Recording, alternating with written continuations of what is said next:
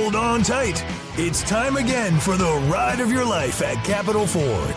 And the ride of your life begins now with employee pricing for everyone on new Fords. You pay what Ford employees pay. Employee pricing means buy a new 2025 Ford F-150 for just $599 a month.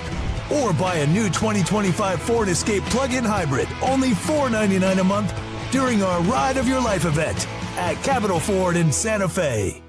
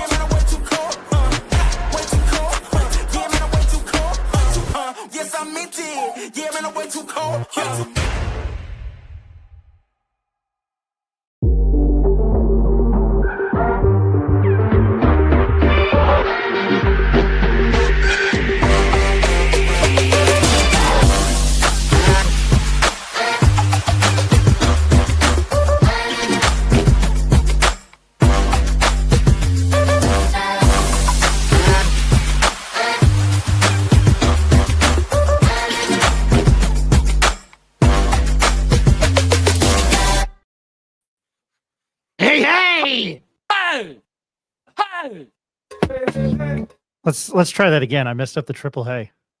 Hey! All right. Hey, how's everybody doing? It's been a hot minute. Glad to be back on. Been busy. And football season is here. So as you can tell, I'm very excited. I'm just about as excited as my son on his first day of third grade. And I know you saw the photo. With a lot of tears today. But anyway, my name's Ryan Tamori. Welcome to the Pit Press. I am terrible at hosting this own show. Probably just as bad as owning it. Busy show tonight. I will just start with my first or my co-host tonight, and then I'll get into the guests. And then before our first guest, we'll give you our thoughts of what we've seen at UNM spring football practice. See, UNM fall camp, or, I don't know what you want to call it, fall camp, fall practice, even though it's still summer. They're getting ready for the football season. 23 days away from Michigan. I am 20 days away from getting on, or 21 days away from getting on an airplane to go to Detroit. I am following the team this year. I'm reporting on them. And Labor Day, I will be at Mets Tigers. So I think I'm just as excited for that. And not that I really preach it, but that weekend will be 4 years without an alcoholic beverage for me. So I'm celebrating by seeing a World Series preview with the Mets and Tigers. To my co-host tonight, the better half, the more important half of the Nunez family, Mr. Ed Nunez, the voice of the Western New Mexico Mustangs, and you can catch him on ProView as play-by-play. Ed, it's been a hot minute. I haven't been on a show since we've been back from Vegas, but I hope all is well. No, it is, and I appreciate you saying that. You know how much my son means to me, man, and he's going to be on this earth a lot longer than me. So, yeah. But when you talk about hot minute, heck, it's what has it been in Albuquerque? 99, 101. We got spoiled by those July cool temperatures, and now we've seen a heat wave this last week. So when you're talking about a hot minute, it's been a hot minute for sure. Yeah. Swamp ass is a real thing, and I had it at football practice today. What a great segue to today's show. 8:15. Our first guest is a San Jose, about 10 minutes. He's a San Jose State sports broadcaster and radio host for 90.5 KSJS in San Jose. Do you know the way? His name is Nick Urias. He will join us. San Jose State, Ken Matolo in on his second year. They were voted third, only behind UNLV and Boise State. Boise State's been voted first every year they've been in the Mountain West. But, what does a preseason poll mean? At 8:45, Miss Taylor Martinez. She is a sideline reporter for GoBulldogs.com. She covers Fresno State athletics. She always pinch hits. I always appreciate her. Last minute when I ask her to join us, she rarely says no. So excited to have her on. If BJ Rains is watching, respond to your text. So I've gone to your pinch hitter. I'm very excited to have him on, though. He's a co-host of Prater and the Ball Game on KTIK 95.3 The Ticket in Boise in the Potato State. He's a columnist for Bronco Nation News, and he's the host of the official Boise State post-game show. His name is Mike Prater. I'm very happy to have him on. When I met him in Vegas, or when we were in Vegas, Ed, I asked Mike, I introduced myself and I was asking him about him. And he said, yeah, I know the Dennis Lattas of the world and I think he said Steve Richards of the world. So I think that was pretty cool. You know the name Dennis Latta. Yeah. All right. Just some house cleaning. We will have more news coming out further. His name's Kurt Roth. So I'll throw that. We'll talk about that at some point later when we're ready to release that. But the Pit Press Plus, your all access pass to the heart and hustle of the University of New Mexico Athletic Department. With a monthly or yearly subscription, you'll unlock behind-the-scenes stories you won't hear anywhere else, whether you're a diehard fan, a stats junkie, or just here for some spicy locker room gossip. The Pit Press Plus has you covered or has something for you. Subscribe today. Support local sports journalism. And remember, the Lobos don't settle for the sidelines. Support local sports journalism, the local TV stations. Brad Benson over at 13, Jared Chester, Fan Take, those guys. Lee Faria for Will and Mr. James Barone up at the Santa Fe. I almost forgot James' name there, Ed. Up at the Santa Fe New Mexican. And, of course, Sean and Mr. Grammer at the Albuquerque Journal. All Lobo, no filter. $2 a month or $25 for the entire year. It might be August, so it'll be our Labor Day sale at $19.99. Stay in the loop with Lobo Sports. Follow us for exclusive updates, interviews, and behind-the-scenes content. Find us on Instagram, X, I almost said my face, Facebook, The Pit Press NM, and we're on TikTok at The Pit Press NM, Instagram, X, and Facebook at The Pit Press NM. I said that really fast. All right. At least for the next 7 minutes. Been at practice a lot the last week, caught today. The football team under Jason Eck had their first scrimmage. I have to preface this, and I still have to remain objective. And I want to remain objective. I love this coaching staff. I love the approach. I love everything about it. It's a 180 since Bronco Mendenhall. It's as opposed to hiding the plans to invade Normandy, they are doing a song and dance on Broadway because they need people in the seats. You've seen the news. Kids 12 and under get free. Whatever with the hot dog thing. The concessions. I get saving a few bucks is important, especially in this political climate. I will say this, from what I've seen, and when I'm at practice, I schmooze. I'm terrible about it. As somebody who pursued wanting to be a reporter. Look, I don't know the X's and O's, and we'll have Sean Ryder on. He pays very close attention to me. I'm talking to Kurt Roth today. I'm talking to Brad, I'm talking to Rob Portnoy and our friend Ned James, who we will get on. I would say, if I will start positively, I think the strength of this team is clearly the running back room. And it's led by Scott Trey Humphrey, and they have seen some good things. And I just want to make sure I get their names right. Out of Damon Bankston and Deshaun Buchanan. Deshaun Buchanan comes from Idaho. The older I get, the less of names I just can't remember, but they've seen good things out of them. The linebacking core between Dimitri Johnson, somebody left that didn't mean anything to me, and then Jackson Eck, we've had him on the show. Go to YouTube, check that out. I think the linebacking core is a strength. Randolph Kapai, and then somebody's name who I continue to butcher, and I need to remember, Keyshawn James Newby, who is an edge. He's number 1. This guy was at Montana Tech, found himself at Idaho, I think was all conference in the Big Sky, much like Jackson Eck. And I think is maybe going to make an impact on the defensive line. I think the secondary small. The tight ends haven't done much. I had the pleasure of talking to Dorian Thomas. They kind of play him at wideout.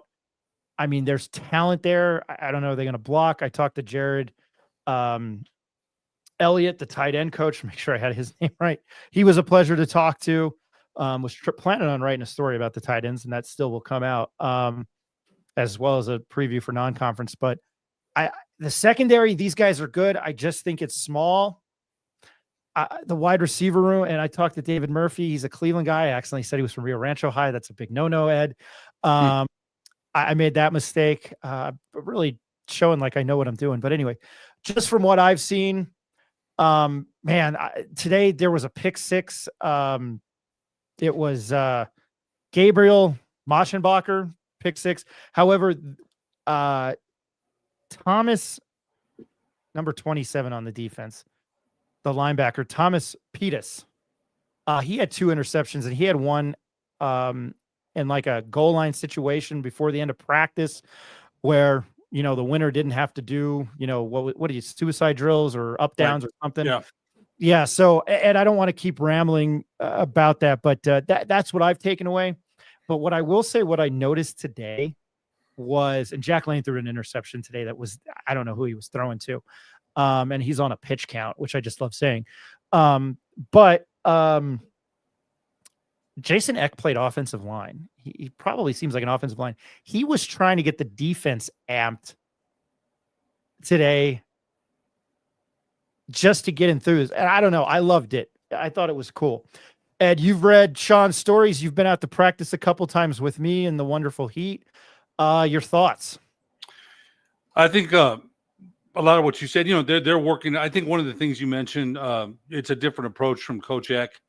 He's got everybody out there. You mentioned Coach Mendenhall closed practice, made players earn their numbers. We weren't even sure who was out there. I think what was 10-minute periods he let people in. So we had no idea what the product was like. We didn't know.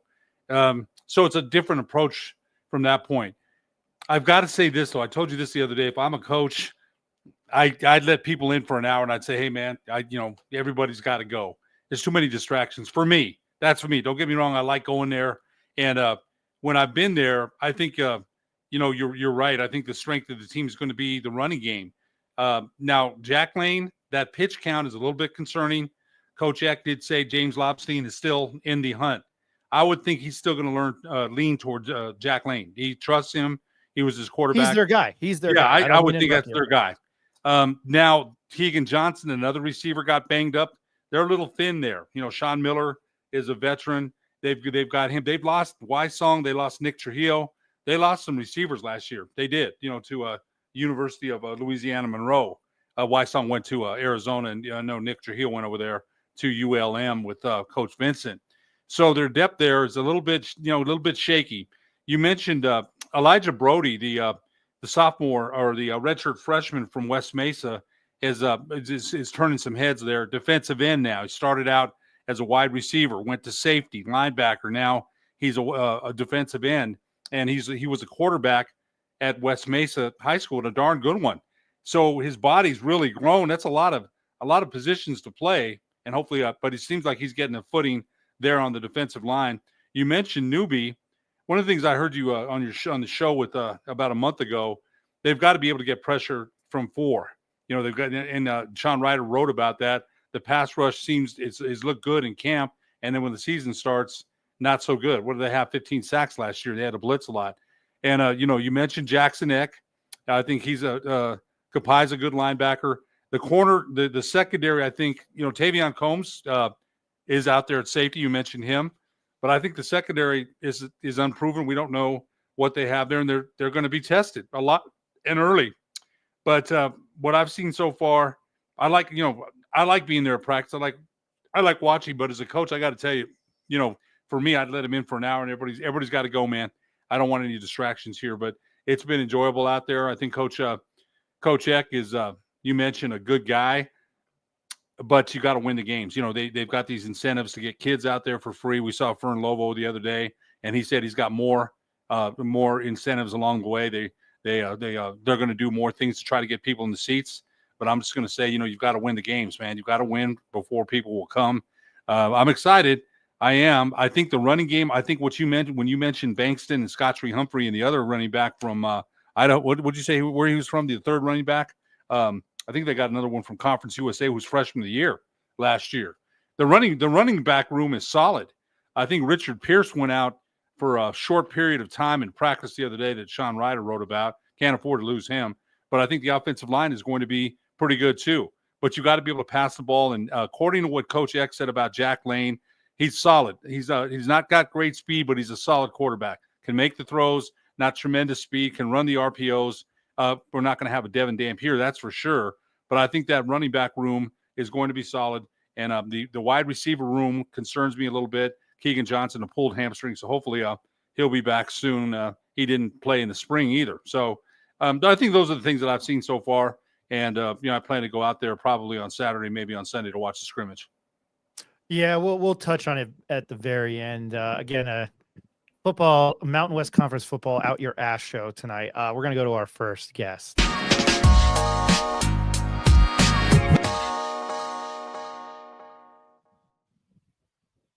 All right. Very happy to have this gentleman on tonight because he's been patient with me the last week.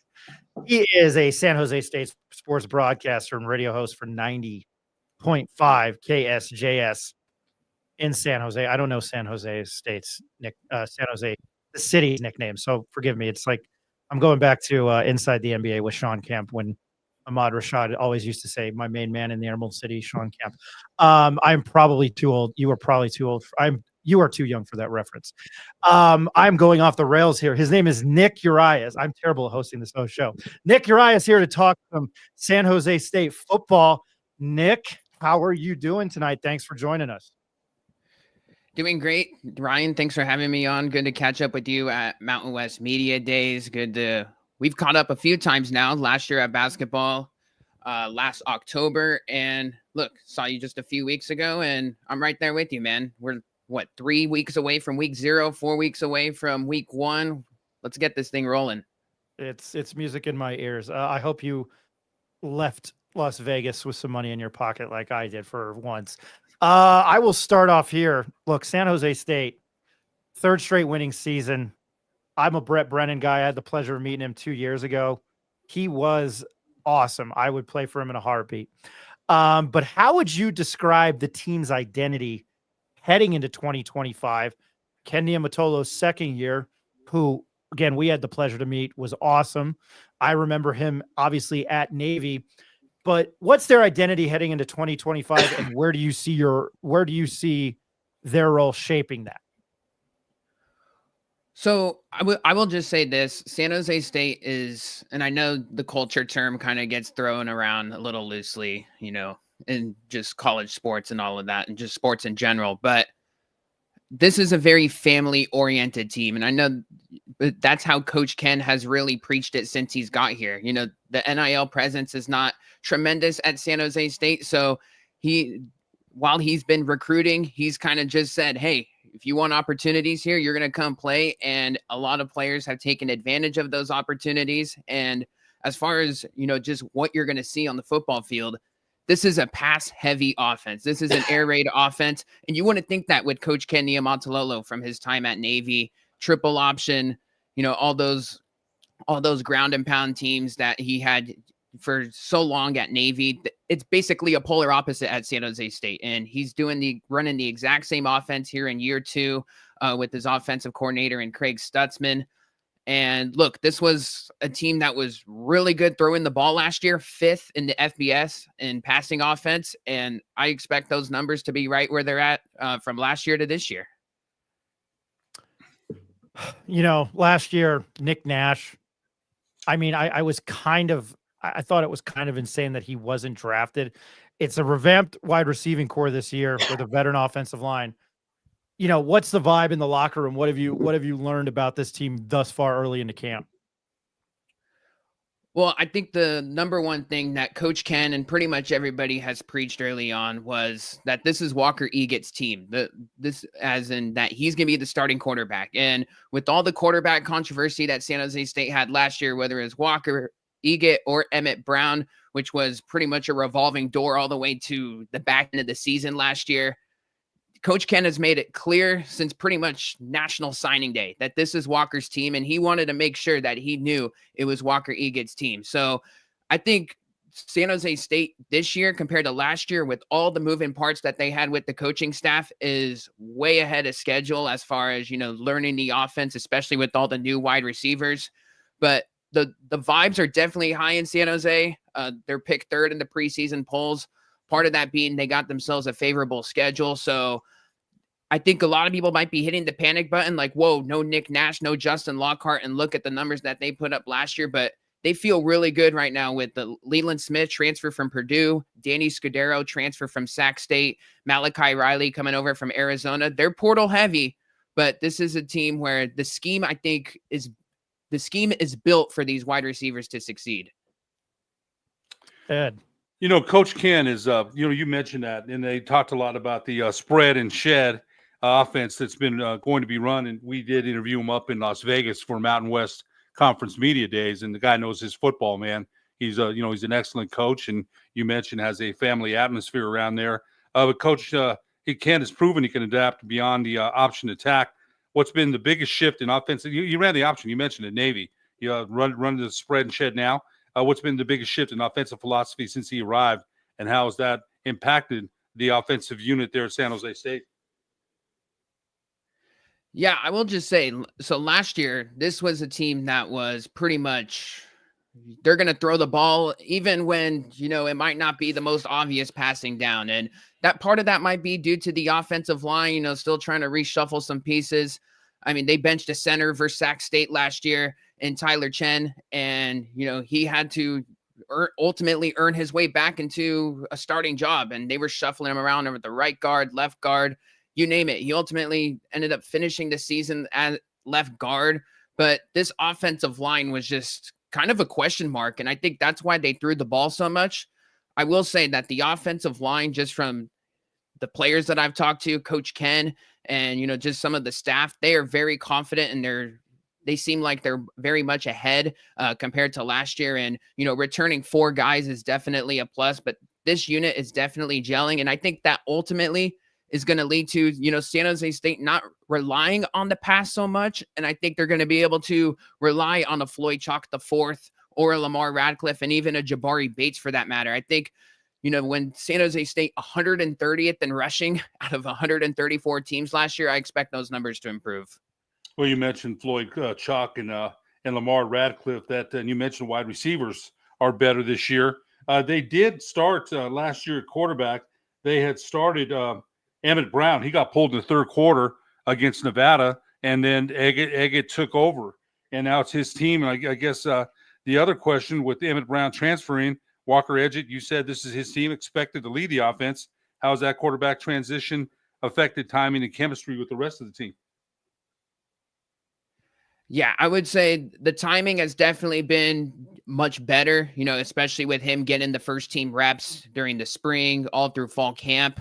And I would say he got totally more comfortable towards the back end of the season. I mean, just go look at the Hawaii Bowl, when the game on Christmas Eve, standalone window, went to 5 overtimes. And I thought he played pretty good in the game, definitely making more of those throws that maybe he wasn't making towards week 5 versus Colorado State during the middle of the season. So he's definitely getting a whole lot more confident. And, in the transfer portal, I feel like when you don't have these quarterback battles and you got a guy that's well solidified, you get those extra reps. There's no secret that Walker Eget's going to be the guy. And I think ultimately with him taking more reps with the ones has ultimately going to have this ready.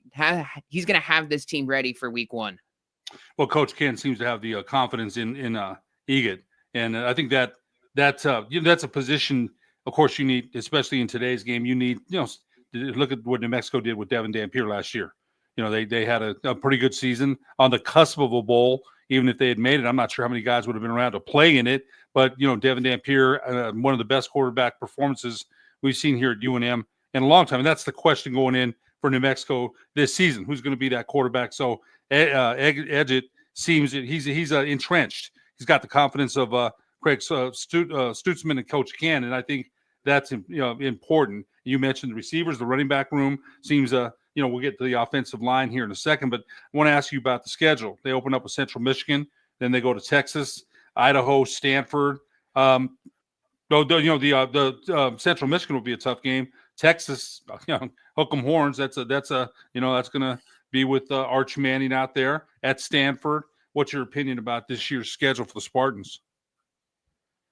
Yeah, I've been preaching to everybody, just throughout Mountain West media and even the people out here in San Jose that they got blessed with a really good schedule because it sets up very nicely for them. You avoid Boise State, you avoid UNLV, you avoid Colorado State. They get Hawaii, Air Force, and the Battle of the Valley rivalry game versus Fresno State at home.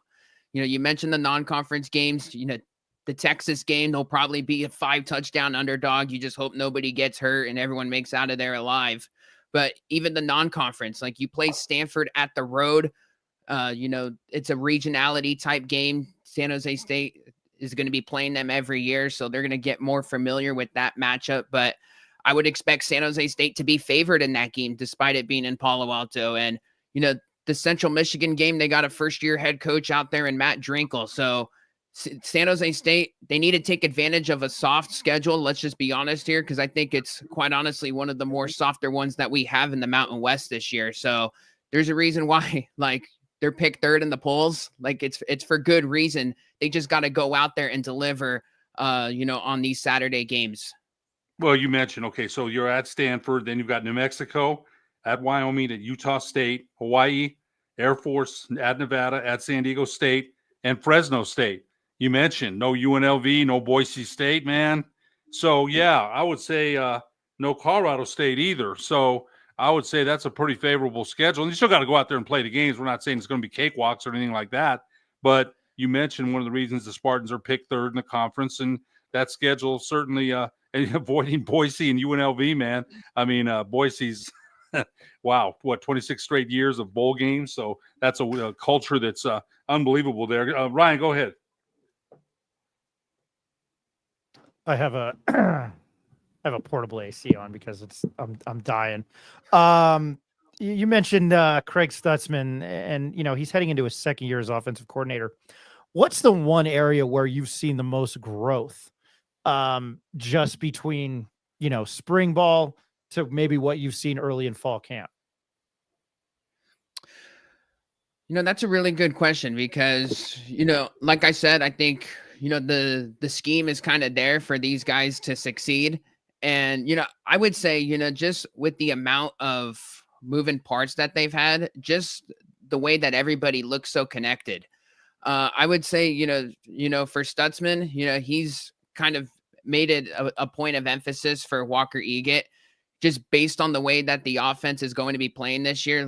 You can't turn over the football. And, there were some games last year where, whether it be Walker Eget or Emmett Brown, when they both got their opportunities, that, they turned over the ball in not the most timely manner, whether it be late in the fourth quarter. The Boise State game last year, Walker Eget was taken off for a quarterback draw, and he gets the ball punched out by Jaden Virgin Morgan. So ball security for this team is crucial, but I just think overall, everybody just seems on the same page. It was a big fat question mark about this team last year. And I just think with all these pieces coming back on offense, I think it's just everybody is kind of on the same page here. And I think everybody kind of knows their role with this team. This team, despite losing Nash and Lockhart, I think arguably from at the wide receiver position has more depth. And I don't think that might be, they might not, these individual guys might not put up the same numbers like a Nick Nash where he had over 1,400 receiving yards last year. But I think collectively as a unit, this team is going to be just fine. I got to switch to the other side of the ball, the defensive side. Derek Odom, he's been there 8 seasons. I think he's been under obviously a couple of coaching changes. I mean, if you're just a casual Mountain West fan or a casual college football fan, or even kind of a big college football fan, sometimes I think, the mid-majors get, lost in the cracks. But, what do you expect from this Spartan defense this year? Yeah. So first and foremost, I just tell everybody, just within the Mountain West, San Jose, you name it, that Derek Odom being there for 8 years, multiple coaching regimes, people have been coming in and out. He's coached a bunch of people. That is extremely hard to come by. 8 years for an assistant coach in one place. So San Jose has been very lucky to have him. The defenses have been very feisty. Now, with that being said, there's a unit on the defensive line where I'd like to see them have a bounce back season, because they weren't the greatest versus the run last year and they were getting torched by mobile quarterbacks. So I would say that's what I'm looking for. 100%. John Mateer took them to the woodshed last year. So I would say that's the number one thing for me. They got to tackle better. And I just think overall on the line of scrimmage on that side of the ball, they got to get more of a pass rush. They, the secondary had 21 interceptions. They had 28 takeaways last year, which was first overall in the Mountain West Conference, 5th in the nation. I did not know that. I mean, you do that, you're going to find yourself winning a lot of football games. I mean, would that be I'm sure that's hard to replicate back-to-back seasons. But would that be their MO heading into this year? Yeah, 100%. Yeah, those numbers are going to be very hard to replicate, but definitely I would say, San Jose State over the years, their linebacker play has just been very underrated, whether that be, Kyle Harmon, him not missing a game for 4 years in a Spartan uniform, Brian Parham, who transferred out a few years ago, and now he's passed the torch to a Jordan Pollard, who had 115 tackles last year and was made an all Mountain West team. So, the linebacker play has been very good for San Jose State, underrated, if you ask me. And, the secondary, they've always had themselves, just very good individual players that can cover and man, whether that be DJ Harvey and Michael Dansby. Those guys aren't on the team this year. They transferred out, but they got two post-spring additions via the transfer portal that I think Spartan fans are going to be very excited to see. I've got a question for you here. The spread and shed last year averaged 28.4 points per game, 410 yards per game. They set a single season record for pass attempts with 552 last season.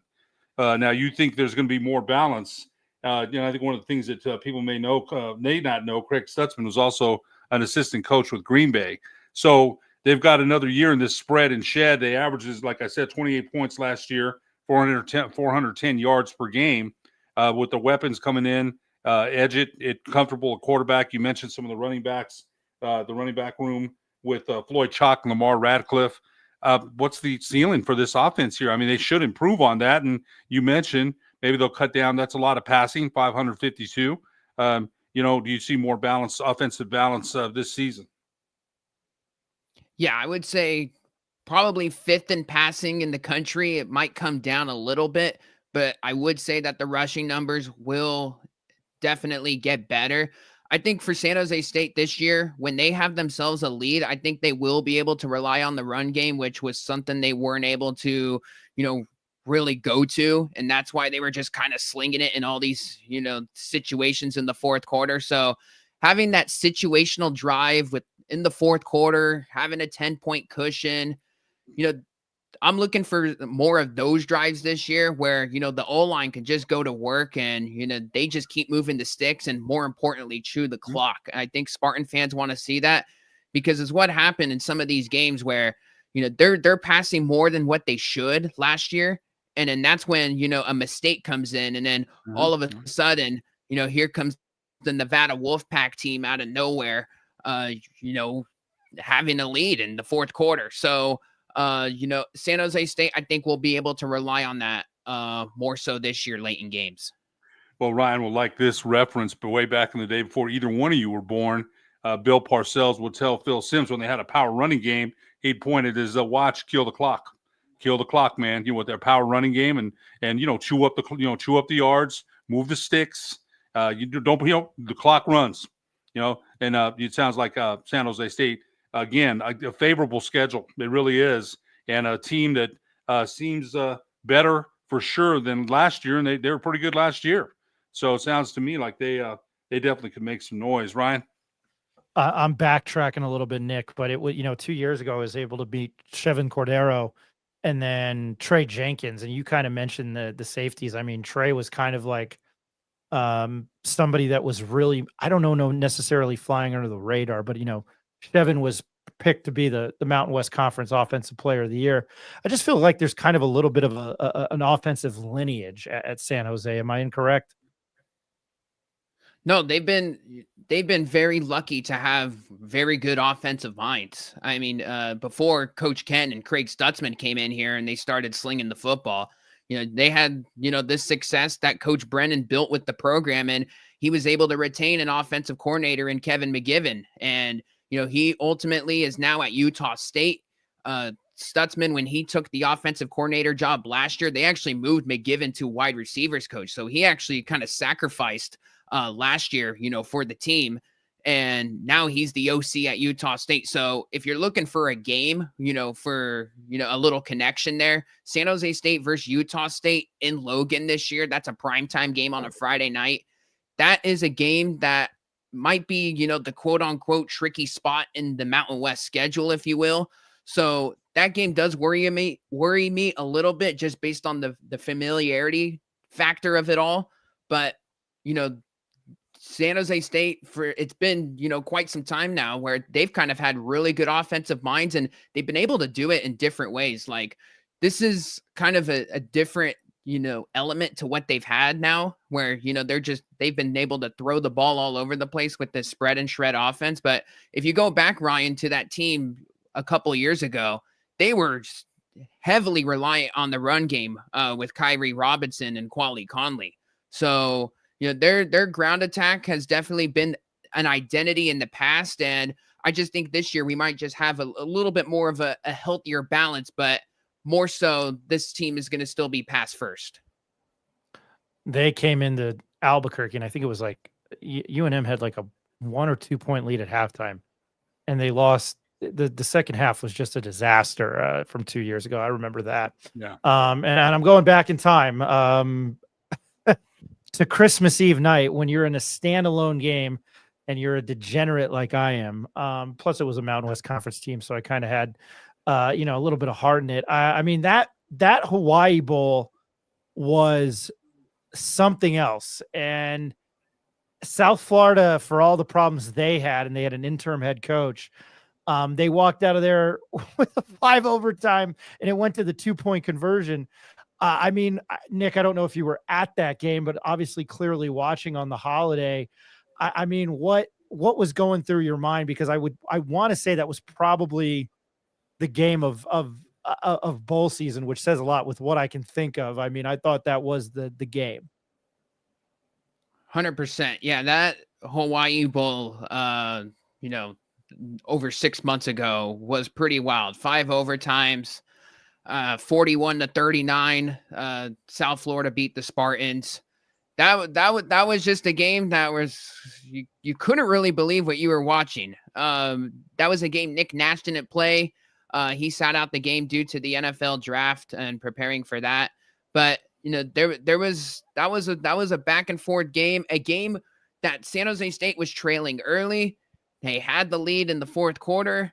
There was a massive decision in the fourth quarter. Do we run for it on 4th and 1 and, ultimately at our own 10-yard line and, put South Florida to sleep here on Christmas Eve? Or do we punt the ball away and give them the ball back with less than a minute, with the 3-point lead. And that's how we got all the overtime, shenanigans. So, that was definitely a wild game. And, Matthew Coleman for San Jose State had like over 100 receiving yards in that game with like north of 10 receptions. So that was a guy that stepped up as well. So, just to go back on my point on the wide receiver room being so deep. But yeah, that was definitely a wild game. Just as nuts as Washington State in what was it, week 4 last year in Pullman, which was that was just as nuts.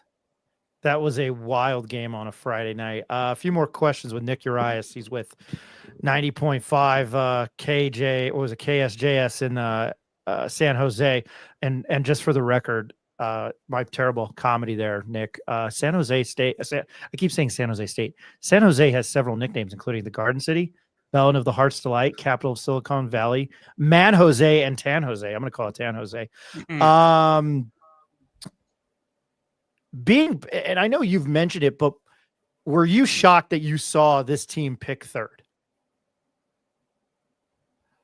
I would say probably not, just because of the schedule and, just because they have a whole lot of guys coming back, on both sides of the ball, outside of, maybe 2 corners and, an offensive lineman transferring out and, sending out their nose tackle and, a few seniors. This team is pretty much back. So no. And the way that the schedule lines up, I think, you talk to the fan base out here in San Jose, they're right now arguing for second just because of the whole uncertainties with UNLV, with Dan Mullen and who's the quarterback there and what's that offense going to look like. So I would say properly rated at third, but you can argue second.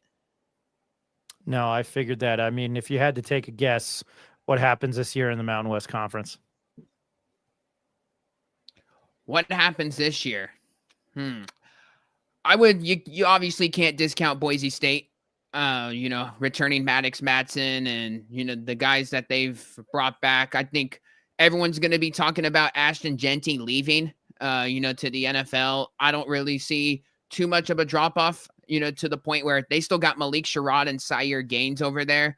I think defenses will be able to play them differently, but I still think they're going to have success running the ball. So you can't discount Boise State. I think they will be in the championship game, but I have to say, guys, just if San Jose State can take care of, these games on the schedule and the games that they should win, I think they're going to probably on that back-to-back road trip, back-to-back road games at Wyoming, at Utah State. They'll probably split one of those. The Air Force game is always a worry at home, but Coach Ken's got the familiarity there. So I'm going to go ahead and say that you're going to have a Boise State versus San Jose State Mountain West Championship game. And who knows what happens? San Jose State can very well be hosting that game. And, we've seen some crazy games over the years with Boise State and San Jose State. Just go look at the scores. That is a game. That is just a series over the past couple of years that has just been very tight. They've been some crazy battles. So I'm going to go ahead and say that, an SJSU and Boise State Mountain West Championship is the game. And I think, that could very well, based on, the schedule that the Spartans have, they can very easily be hosting it. I think that's up there. Real quick comments. I'll tell you, Nick, with the schedule, I could see you saying that, Boise State, obviously the overall consensus favorite. No doubt about that. But I got to ask you this. What's the community's feel there at San Jose? Are they pretty excited about the upcoming season? Have you seen any increase in ticket sales, season ticket sales, things like that? What's the community's outlook there? Are you feeling it that they're as optimistic as, hey, the Spartans should be, right?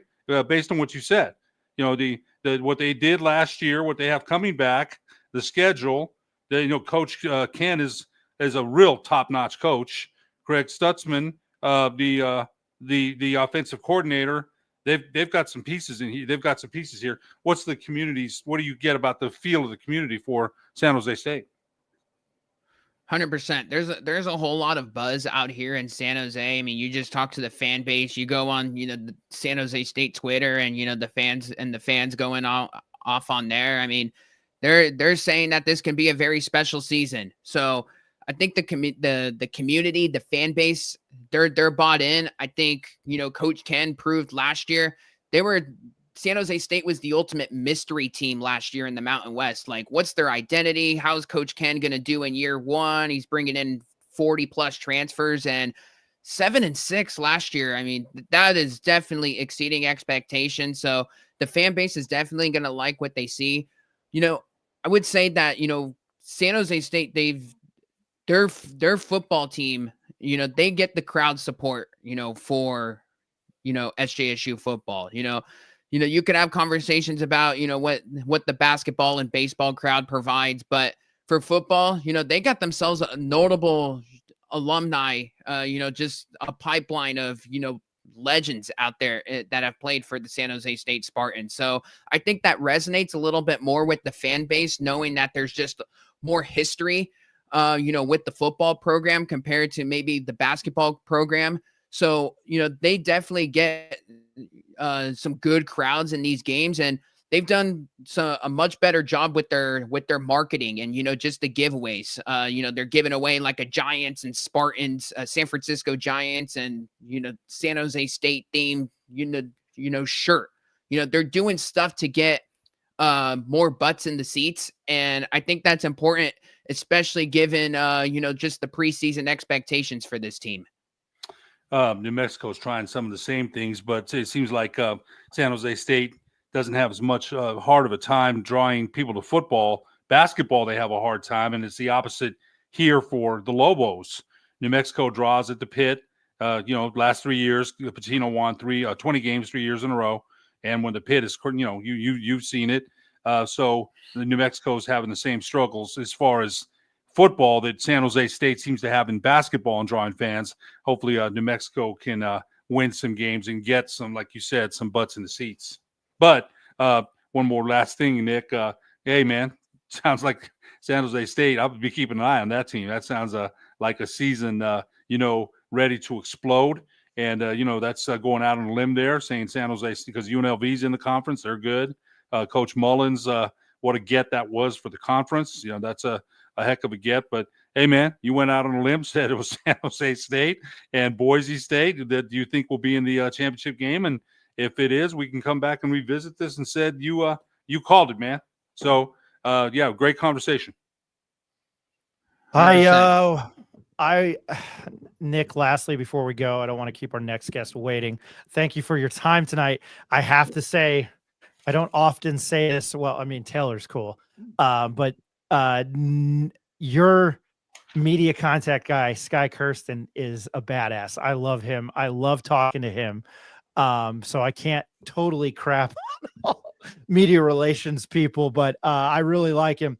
Nick, I will see you on October. The game got moved, so I will now see you on October 3rd in, as I'm going to call now, San Jose. Nick Urias from 90.5 KSJS in San Jose is a broadcaster and radio host for San Jose. Man, thank you very much for your time. We'll definitely have you on the week before the San Jose State game when UNM heads out there.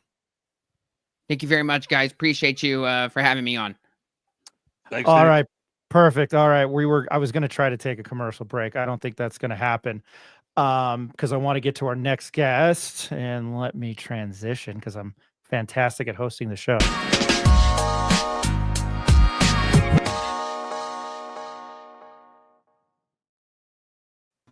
All right. I always appreciate our next guest because she just comes out of the bullpen when I need to talk Fresno State. She's a sideline reporter for GoBulldogs.com covering Fresno State athletics. She's one of the usual suspects on here. Her name's Taylor Martinez. Ms. Martinez, how are you tonight? Thank you again for joining us on such short notice. Yeah, I'm good. How are you? In there, it is hot as hell in Albuquerque, so happy to be inside because I was at football practice today. Fresno State, we're at UNM. We have an FCS head coach. I had the pleasure of meeting Matt Entz He's taken over kind of a rocky time at Fresno State. By the way, side note, I never knew it was an FSU. I learned that the hard way. But he's taken over for Fresno State. What's been the notable shift in culture? He had a lot of success at North Dakota State. And what's the philosophy change since his arrival at Fresno? And have you had the pleasure of meeting him? What's he like? Yeah, I've spent a lot of time with him through fall camp. And I mean, when you look at our roster right now, 64% of our team has never played a snap of Bulldog football. So it's a very different roster. But I think Matt Ince has been nothing but great. I mean, we've heard from every coach, from every player. It doesn't feel like 64% of them are new. The chemistry on the team is great. I feel like Coach Ince has really embraced our fan base. He's been in the community since day one, him and his wife. Yeah, it's been a great experience. He's won a couple of national titles at North Dakota, 60-10 in 5 years over there.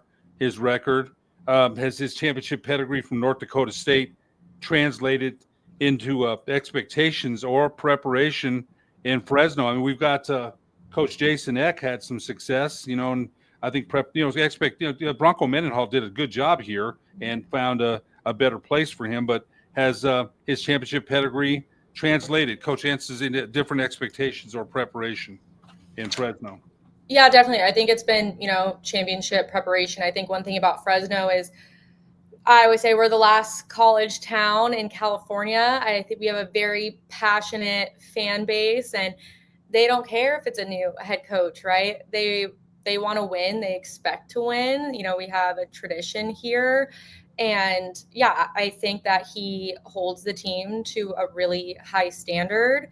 And I'm really excited to see what this team does. E.J. Warner's your quarterback, and he's the son of Kurt Warner, and only 9-22 as a starter. But I got to ask, he's under center. What's the early read on how the offense will be structured around his strengths and his tendency for turnovers? Again, we mentioned he played for Temple and Rice, 2,136 career snaps. But I got to say, just before you answer that, it's tough because his dad is Kurt Warner, and his dad, Iowa barnstormer in the Arena League, and comes out and wins a Super Bowl, and the greatest show on turf and the whole story. But sometimes, it's not fair. It's his son. They expect things. But he's only 9-22 as a starter, so I'm sorry. Just made me think about him. Kurt Warner was a heck of a quarterback, with the Giants as well, Ryan's favorite team. But what's the read about how the offense will be structured around his strengths and his tendency, unfortunately, for some turnovers? Well, I think, first of all, it's going to be a very different offense than what our fans have been used to. I mean, we went from Kalen DeBoer and Jeff Tedford, Jake Hayner, Mikey Keene, a very pass-heavy offense. When you look at Matt Ince's pass, when he was at North Dakota State, it was much more in the run, right? So I think it's going to be a much different offense. They haven't named a starter. I mean, Matt Ince and Josh Davis have both said it really is a three-man race still at the moment between, we have one returner in Jaden Mandel, who's a local kid from here. He's a redshirt sophomore, and he played a little bit last year and played in the bowl game after Mikey left. And then we have Carson Conklin, who's a transfer from Sacramento State. And then obviously we have E.J. Warner. He's the only one that has a FBS, start. But yeah, it's pretty much a three-man race still, but I feel very confident at whoever gets named the starting spot that Josh Davis will be able to work, an offense around them. I think a lot of those stats were at Temple, Ed, where he did have a lot of success. I got that. Yeah, 9-22. Yeah, I got that. Yeah, it's only the Eagles one in there now. The Malik Sherrod thing, I got to ask you about this. I mean, he goes to Boise. What was the mood around Fresno when he made that jump in the transfer portal? I think you hate to see him go in general, and you especially hate to see him go somewhere in the conference. But, Malik's a great running back, and, we wish him the best. our running back room, I mean, when you look at our offense, even with the absence of Malik, that's our, our most experienced offensive room still. And I think we have a lot of depth there, even without him. I think we have 3 really strong backs that are coming back. And then we added a transfer running back from Arizona that I think is going to play really well for us.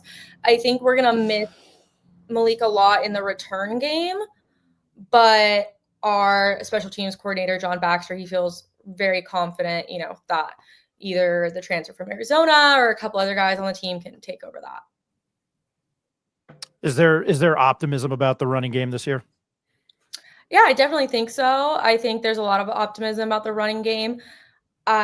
We've talked a lot about the tight ends, and I'd love to see, a tight end come out and really have a big season for us. But I think it'll be, like I said, it'll be a different offense, but I think it'll be a really fun offense.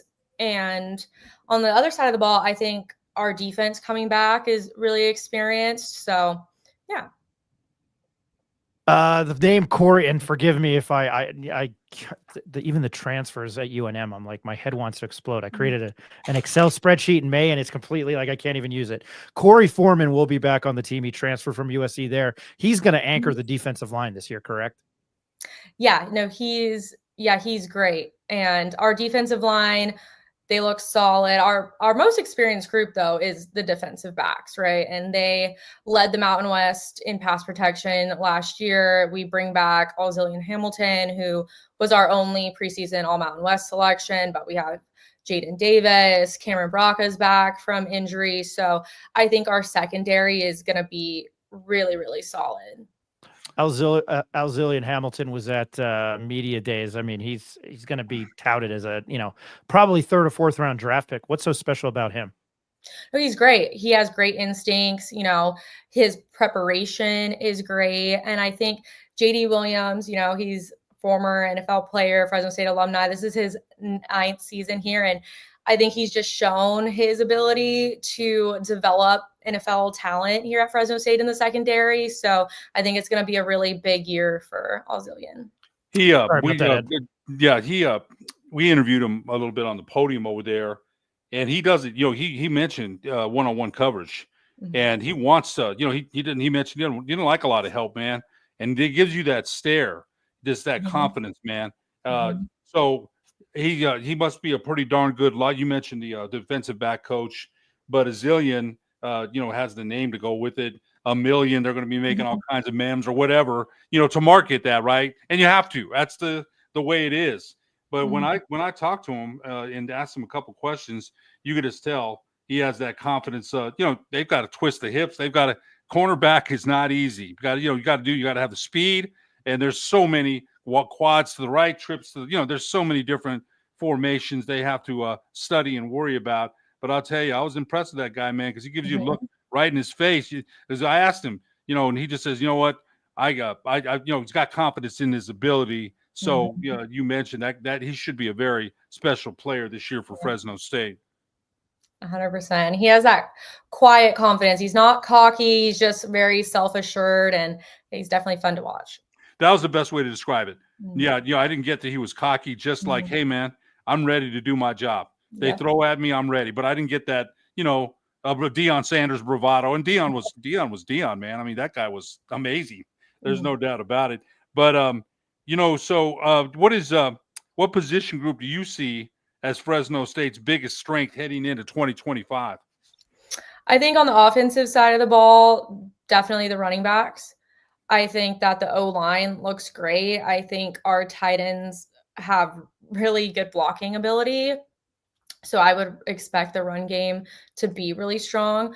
But on the other side of that, I mean, Josiah Freeman, a wide receiver, is coming back, and he has battled some injuries. But I think if he can stay healthy, I think he'll have a really big year. But I do think it's headlined by the running backs. And on the defensive side of the ball, I would definitely say the defensive backs really will be the backbone of the team. Yeah, I got one more, then I'll turn it over to Ryan. But after a 5-7 season and major roster turnover, what's a realistic ceiling for Fresno State in 2025? I think realistically, I mean, it's always going to be the expectation to win the conference around here. There's nothing, you can't aim for anything lower than that, especially with our fan base. And I think Martinez has proven that he's a championship coach. And so, I'm always going to say that we're gunning to win the championship. You're never going to hear anything else from me. So Fresno State opens up the season, I believe, at Kansas. I want to make sure I've got that right. Yeah, KU. It's on Fox. It's on Big Boy Fox. I mean, what are fans and insiders like yourself? What are you looking forward to at KU? And I think they're opening that new, the renovations at the new stadium. But what are you looking forward into that game with a lot of new at Fresno State? I think that's the first time we're really going to see what this team is made out of. I mean, being at fall camp, you think you have an idea, right? But you never really know until that first game starts and you see, who's going to step up and how things are going to go. I think our fans travel extremely well. So I know they're really excited to go to Kansas. I'm excited. I mean, always I sideline for our basketball team. So Kansas has been a team that I've watched for a really long time, and they're getting a new stadium. They have a new stadium. So, I mean, that's always fun to see. I've said, I think, the vibe around Fresno, I think it's good for the conference, and, they were in the WAC, and dominant in Boise. You look forward to that game. Where am I going with this? I don't know. I think when Fresno State's good in football, I think it benefits the Mountain West Conference, and it's just good. I have no ties to the Raiders, but when the Raiders are good, it's like, it's good for the NFL. I can say that objectively, but, I mean, would you deem, kind of Fresno, still a premier football program on the West Coast? I definitely think so. I definitely think so on the West Coast in California, and especially we're going to make the jump to the Pac-12 next year, and I think that's going to do wonders for our brand as well. But I think Fresno State is always a team that players would like to play for because there's nothing else in this area. We don't have pro teams. We're really the only college in this area, Division I and Division I football team, and everything is about them. You know what I mean? Our fan base loves them. It shuts down for games. And I think that that's not something that you get everywhere, especially on the West Coast. So, I mean, I believe that, with our tradition and stuff, it's kind of hard to compete with.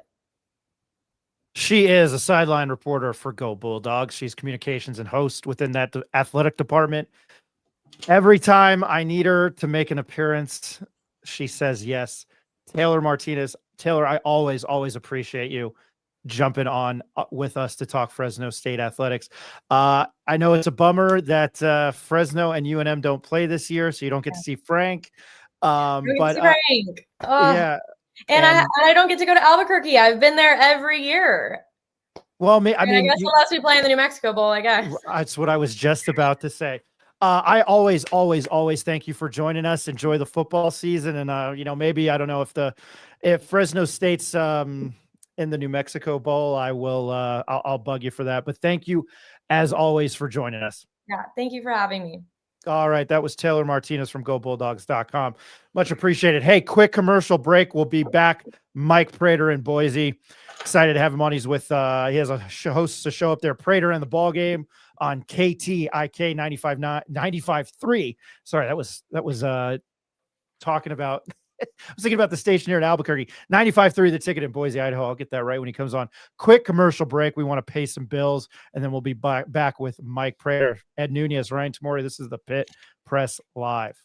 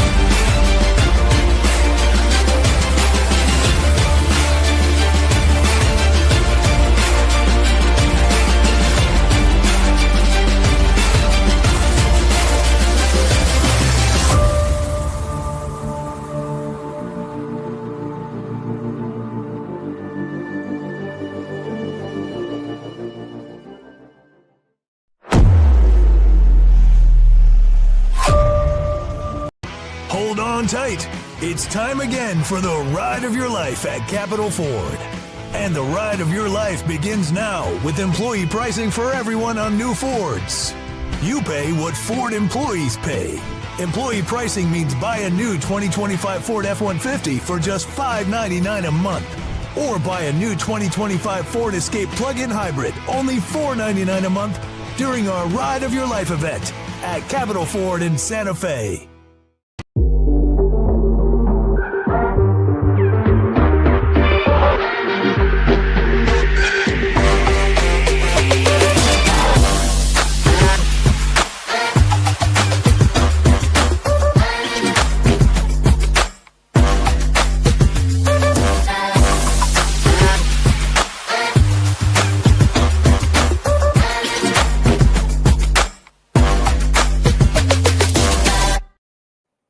Welcome back to the Pit Press Live. Thanks to Nick Urias of 90.5 KSJS in San Jose. Talking some San Jose State football. Taylor Martinez from GoBulldogs.com. And Ed, I forgot to do it. I didn't hit you with the triple hey. Hey! Thank you to Will Farrell, Krusty the Clown, and Robin Thicke. Now on to our next guest. Very, very excited to have him on.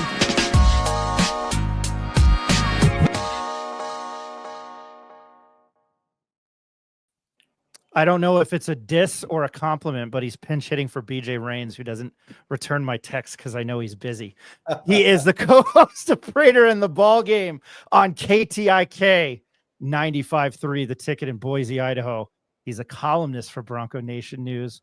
He's the host of the official Boise State postgame show. His name's Mike Prater. Mike, how are you tonight? Ryan, what's going on, bud? I'm hoping the connection is good.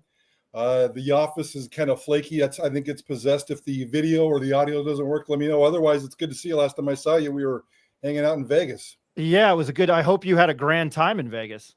Of course, even if you have to work all day. But if I remember right, it was 113. So that's when the air-conditioned conference ballroom, workroom, press room comes in handy. So yes, very cool conditions. No, it does. So I had comped rooms with one of my buddies that joins us at another hotel, and we sat. So I was in the conference room, and then I sat at a sports book for like 4 days straight.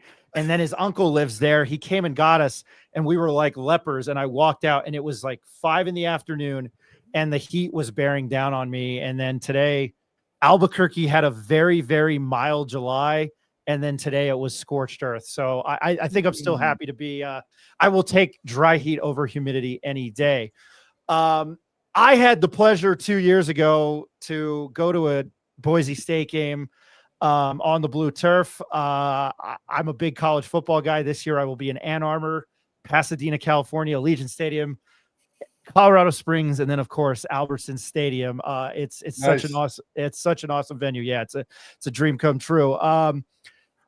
I just love the fact, and I think I've a coworker in my day job that works in Boise, so free lodging, and I get to harass him. But make sure you say hi. Let's make sure we hang out and hook up, and maybe even get you on our show a little bit. Hey, I would love that. Absolutely. I was there when Andy Avalos covered the spread and then got fired the next day.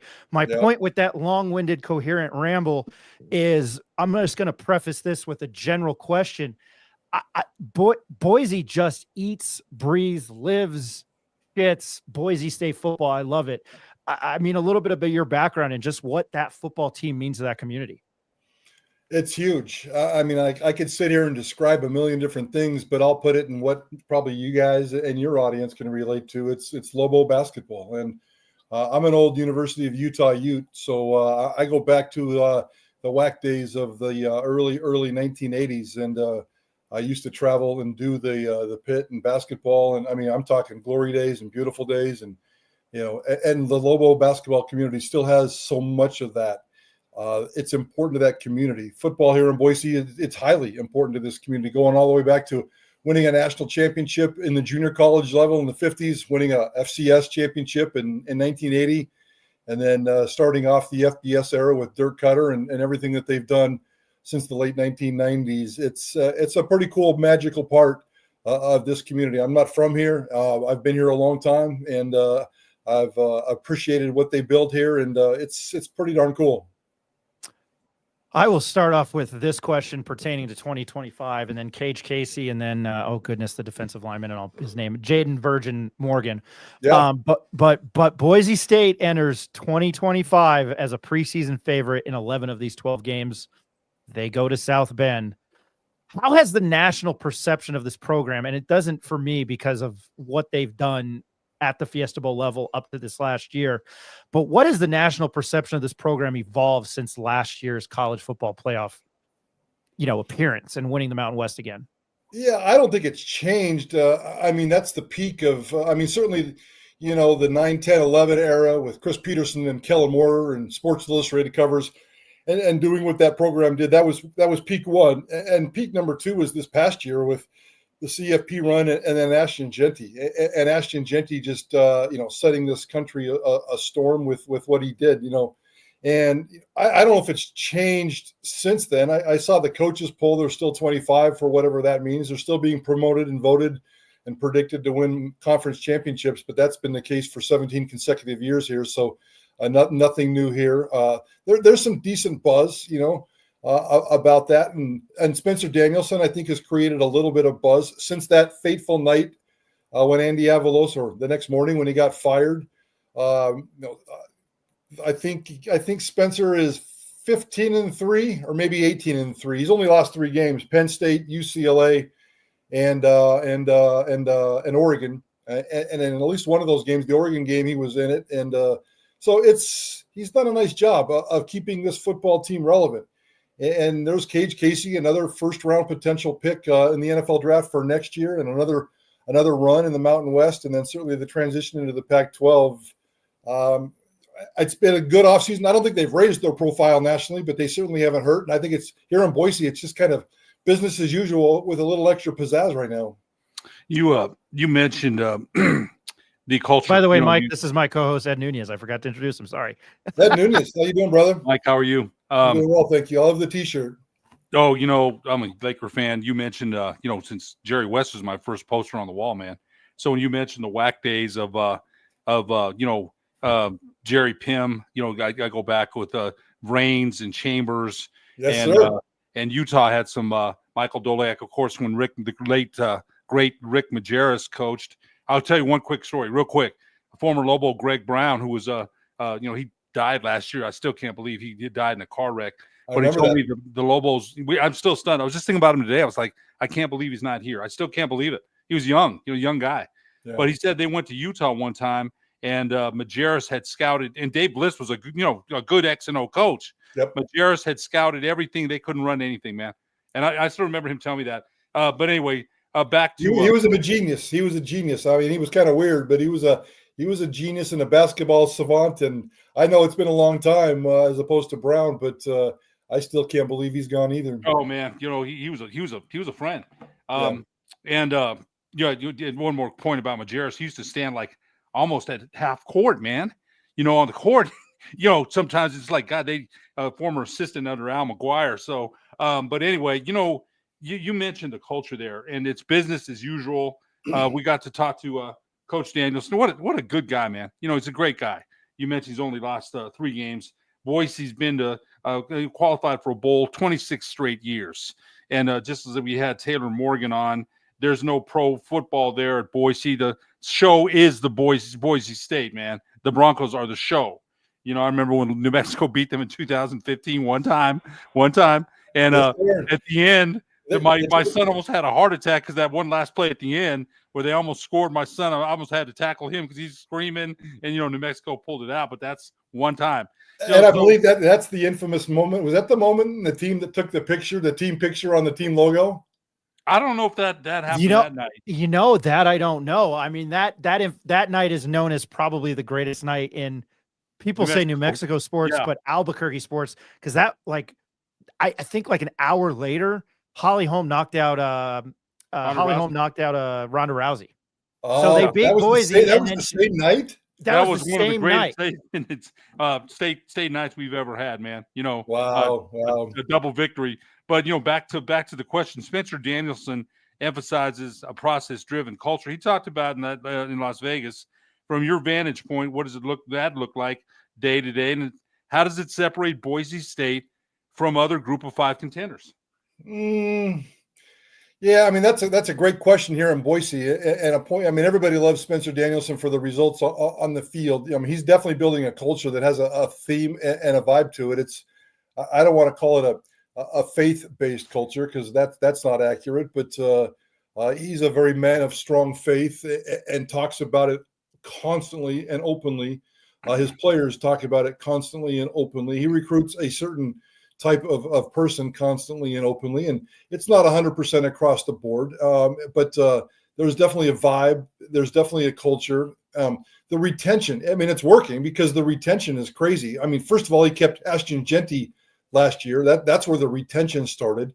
Then all of a sudden, okay, Boise State goes to the CFP, and they produce a runner-up Heisman Trophy winner. They have this great season. They don't lose a single assistant coach. All 10 assistant coaches are coming back, and 84 players are coming back. There was 84 players on January 1st reporting, and 25 players that reported in June. So the roster retention is crazy. So whatever's happening inside the walls of that Blameyer football complex, it's working for them. It's working for those guys. They seem like that they're all on one page. You know, the football part of it, that'll take care of itself this year. And it's hard to say if Boise State's more talented than last year or just as talented or less talented. We'll see how that plays out. Ashton Genty obviously was a big loss, and there's a lot of questions about Maddox Madsen, the quarterback, but the culture is fine. And it creates a good debate in sports talk radio in Boise, and not everybody loves the God talk, but it works, and that's the bottom line. You know, Mike, I've got to tell you that I went through all the programs, media guides in Las Vegas. I was out there in Las Vegas with Ryan too, and I looked at Boise State's about 50 pages thick, man. And you know, I had a football card of Dave Wilcox. I was like, I'm number 64, the linebacker for San Francisco. Yep. I was like, I didn't even know he played for Boise State. You know, so I Boise Boise Junior College back then. Yeah, so I mean, again, expectations. It's a culture, all the things you mentioned. That resonates, man. That matters. They expect to win. They will win. That's just the way it is. Yep. You know, Coach Danielson's leadership has resonated with players and media alike.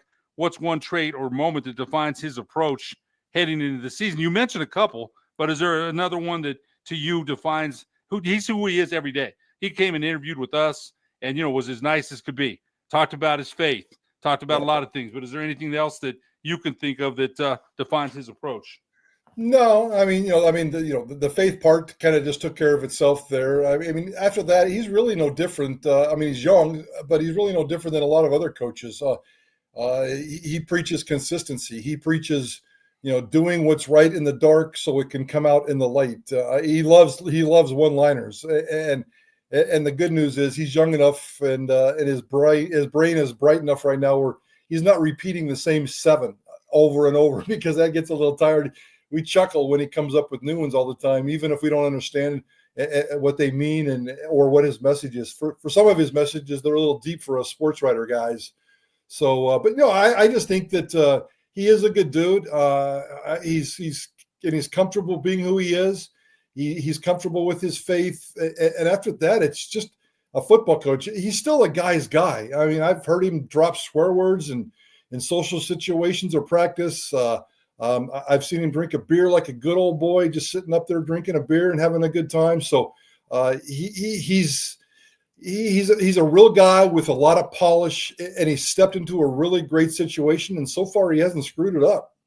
They thought a lot of him to name him to that situation, you know, when they fired Coach Avalos. And I think what you just said, though, before, you know, the assistant coach retention, none of them left.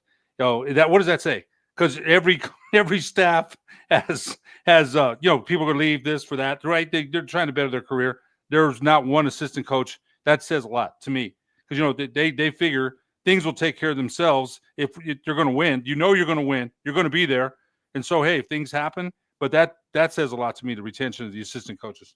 Yeah, I don't think it's ever happened at Boise State. And I don't out of the 136 FBS programs that we have right now, I'm guessing well over 100 had some kind of a change. So it was a little bit surprising. Spencer Danielson dropped a line in one of his press conferences during fall camp that every single one of his assistants did get job offers. I guess we're taking his word for it. I don't know what exactly that means and how big that was or what kind of job offers they were, but he said everybody had a job offer and every one of them stayed. So it is kind of crazy. It's not going to last forever. No, of course not. Last year, the transfer portal was pretty good to Boise State. They didn't lose hardly anybody. This year, they lost 2 or 3 big stars and a bunch of depth. It's what they're doing right now. I don't know how sustainable it is. I think the wins and the success and the connection to the community will always be sustainable. I just don't know if they're going to get 84 returning players and 10 returning coaches every single year. That's not going to happen. Probably not. You're right about that. That doesn't even happen with the top programs, I don't think. No. And Boise State has to be considered a top program, but you're right. I mean, the retention, that's unbelievable to me. Ryan. It's so hot in my room. We have things called swamp coolers down here. I'm leaving my AC on. I'm sorry for it, even though I bought all this equipment. I'm dying. I'm watching the Seahawks and the Raiders a little bit here. I don't watch a lot of preseason football. I'm in my office, and not that I'm bragging because I'm certainly not the voice piece of Boise State, but the Raiders, the starting running backs in this game were Ashton Genty and George Alani, and Ashton Genty got 3 carries for 3 yards and got benched. George Alani's got like 70 yards and a touchdown and a couple of 20-yard pops. Those are Boise State's last 2 starting running backs. One now with Seattle, one now with the Raiders. If I get distracted, George Alani's still running the football, and Ashton Genty's sitting on the bench. No. It's all good. It's funny. My friend Jacob texted me, and he said, "Hey, George Alani." This was maybe 5-10 minutes ago. George Alani, running back, has 7 carries, 61 yards, and a TD in the first half from Boise. And then he said Torrey Horton caught a TD pass, who I believe is with Seattle. Yeah. So there's your Mountain West news. With the 4 captains named this year, who we got to meet 2 of them, and then Cage Casey is a fine, coming from a heterosexual male, fine specimen of a man. I mean, I make this joke all the time on the show, and I beat it to death. My mom thought she was giving birth to an offensive lineman. I'm 5'9", and I'm like 200 pounds now because I've gained weight. I'm the most disproportionate skinny fat guy. I make that joke all the time. Maddox Madsen, Marco, I was a second baseman and for good cause. Marco, and I'm going to butcher this name, Natarani, then Jaden Virgin Morgan, they're the captains. These are 2 names that if you watch college football, well, 3 names you're familiar with. Do you see how their leadership styles complement each other on and off the field? Because Kate Casey and Jaden Virgin Morgan, I mean, I felt like they knew what they were doing at media days. They got in, they got out. I mean, it was just like to the T. But how do you see them on and off the field? Yeah, those 2 dudes are pretty smooth. And Marco, you were close. Marco Notriani, and it's not even phonetical. And there's even some controversy about that, but we grill him all the time, and it's Notriani. And Maddox Madsen. Yeah, I mean, Cage Casey. I mean, I'm a heterosexual male as well, but I spend a lot of time pinching Cage Casey because I'm not sure he's real. I like to just reach out and touch him just to make sure that he's real because he doesn't seem real. And his pedigree behind the scenes is even better. I mean, he married a woman who, a Boise State volleyball player who both her parents played at Boise State. And here comes Cage Casey. Cage Casey's the one NIL guy that I was shocked that stayed at Boise State. He could have gone multiple 6. I even heard at one point a couple of 7-figure offers, a lot of different places. He's definitely projected to be a first-round draft pick. We'll see how it plays out. He's going to be a first or second day guy in the NFL, but he had such strong connections to Boise State, such strong roots to Boise State. He was going nowhere. I mean, he drives a minivan, for crying out loud.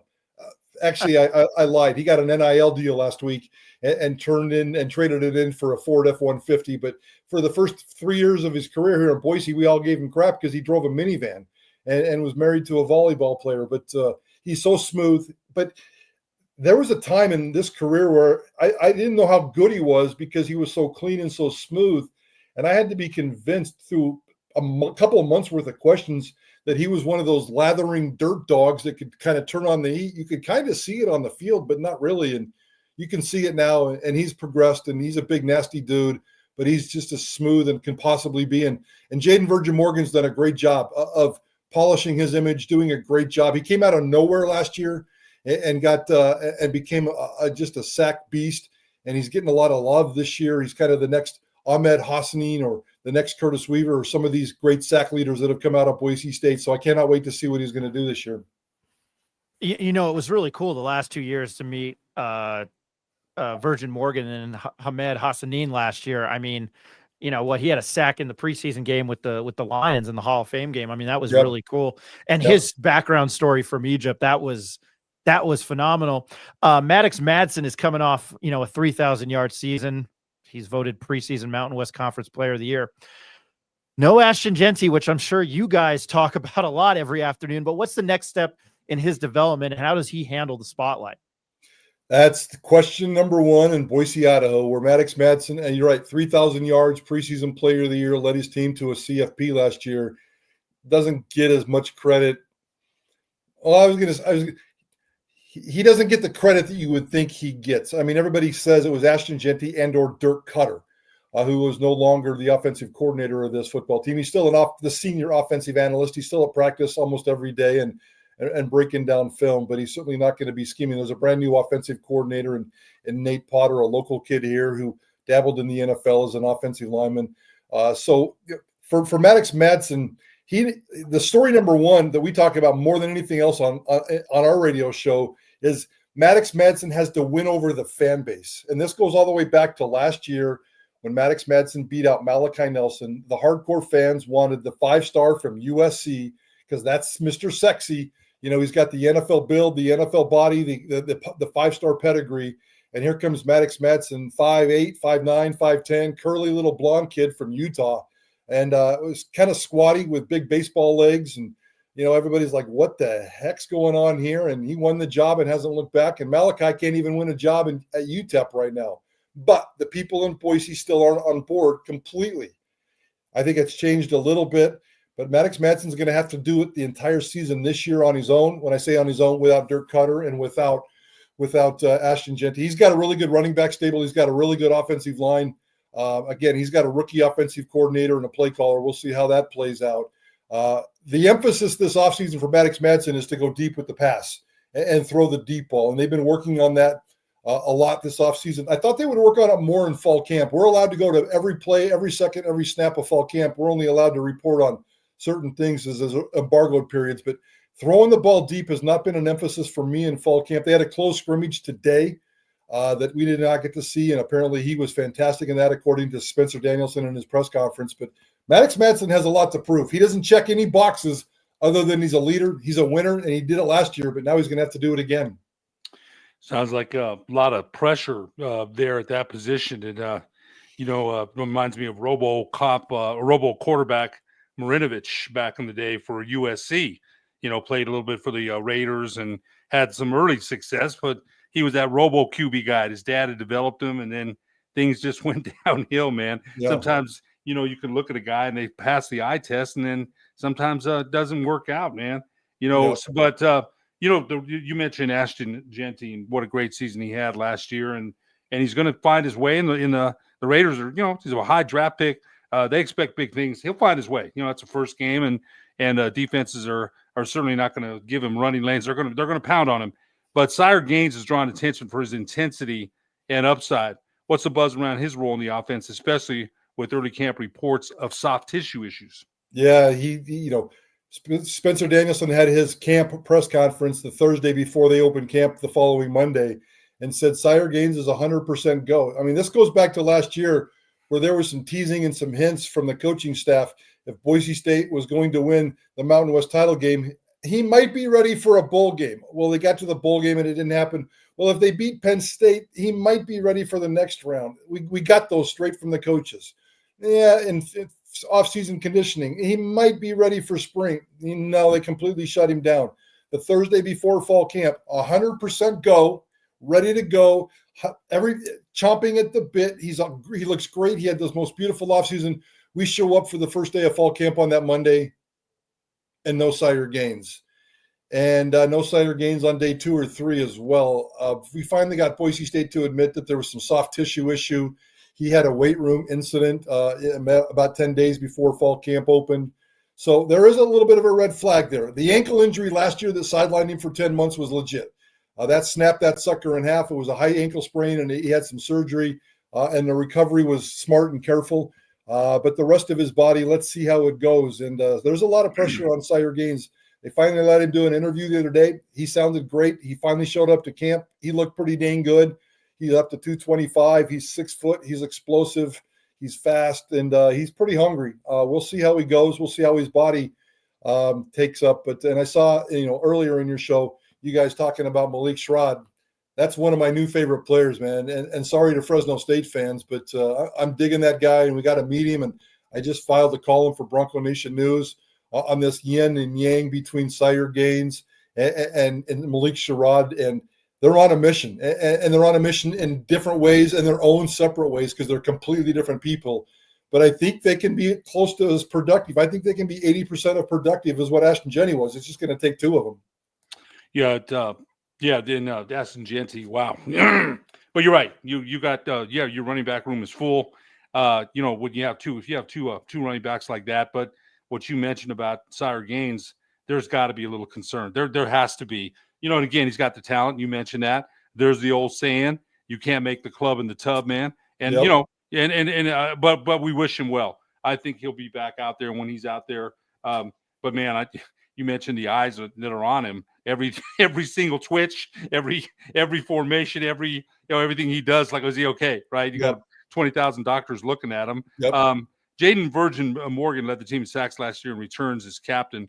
What's the ceiling for this defense, and how does it compare?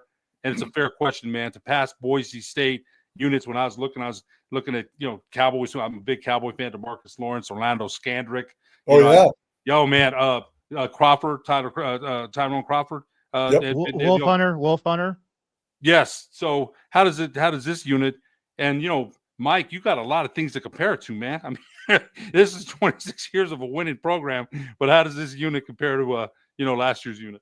Yeah, the question marks are on defense. They're lock solid with starters and a little bit of depth on offense, including a draft pick at tight end in Matt Lauder and 4 or 5 returning offensive linemen, depending on how you count on it. Defensively, the back end is a little scary because last year there was some sloppiness. They really only have 1.5 linebackers who you can count on.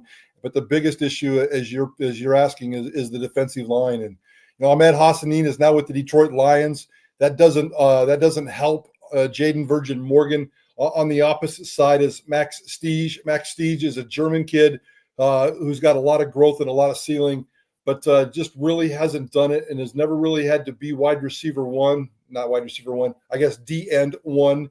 So it's going to be kind of weird. I mean, Ahmed Hassanin, there was great success in his bust that year 2 years ago, and then they focused on him last year, and his production went down. Jaden Virgin Morgan's production, because they didn't know him very much, went up. So now everybody knows who Jaden Virgin Morgan is. I suspect that they're going to kind of capitalize on the other end. Max Stiege having some issues on the other end, or not issues, just inexperience. And this is a German kid, played soccer, and he was a boxer, and he's still trying to figure out what American football is. But so the two ends there's kind of a really good story and another story, and you guys know how they work together, or they're supposed to. And then the interior, they lost 2 guys on the interior. One of the interior guys, Michael Madre, has been dinged up in camp a little bit.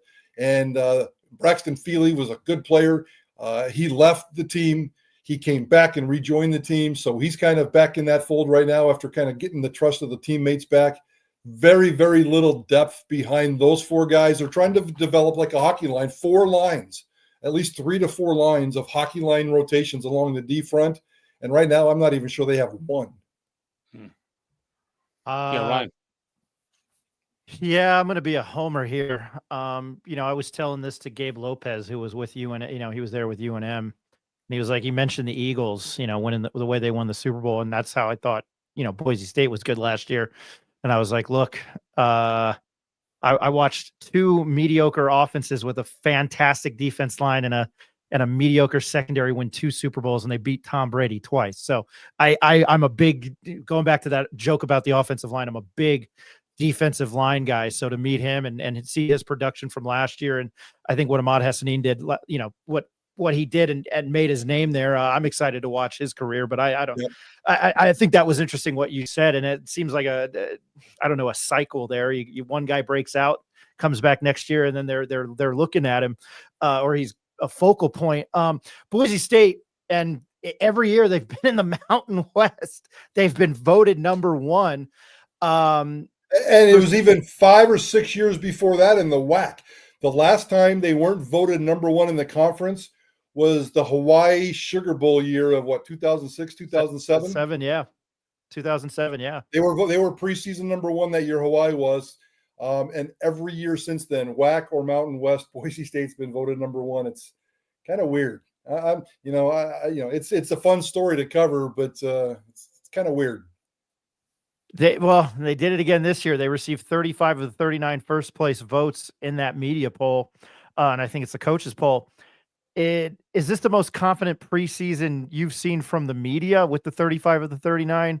And I mean, you've already kind of touched on it, but what is the realistic, ceiling for this team? I would imagine it's just not a CFP. I would imagine it's playing in that semifinal and even advancing out of that.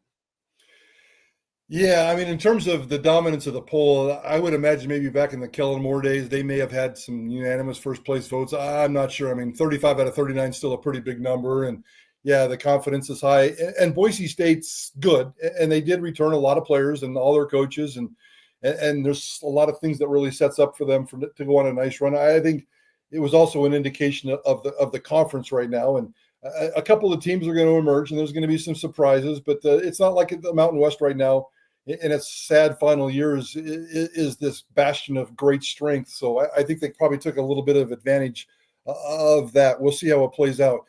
What's the ceiling for this program? They're going to be in the Mountain West title game.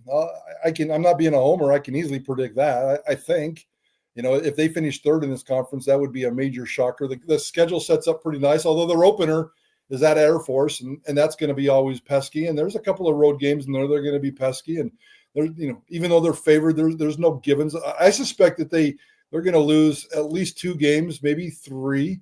They're going to lose to Notre Dame. Notre Dame's really, really good. Boise State can't handle that. Let's throw in one Mountain West game just along the way, just because what's going to happen. We'll see how that plays out. But they're going to be in the Mountain West title game. If they win that, depending on if they can keep the losses to 2 and be respectable against Notre Dame, they're the G5 favorites right now. I mean, I don't know if Tulane or whoever is going to jump up, somebody out of the Mountain West, somebody out of the American, and there will be surprises, no doubt about that, and legitimate surprises. But I think the ceiling is just as high for Boise State to repeat what they did last year, minus the Heisman Trophy buzz. I've seen the little bit of, on the old, I call it the artist formerly known as Twitter. And I don't peruse it as much because of various reasons. Smart, very smart. Yeah, it drives me bonkers. But this USF game on a Friday afternoon at 3:30 our time, Mountain Time, which is 5:30 Eastern. It's a Thursday. Oh, Thursday. Yeah, it's a Thursday at 3:30 in Boise. How weird of a season opener is that? Thursday at 3:30 in Boise. That's what I was about to ask you. I mean, what is the, I'm sure the town's still going to shut down, but what is the consensus for starting a Thursday game at 3:30 to kick off your season? Today's 3 weeks. I mean, that game's going to be played 3 weeks from today. And I already made a mention of Boise State having a close scrimmage today. They scrimmaged at 3:30.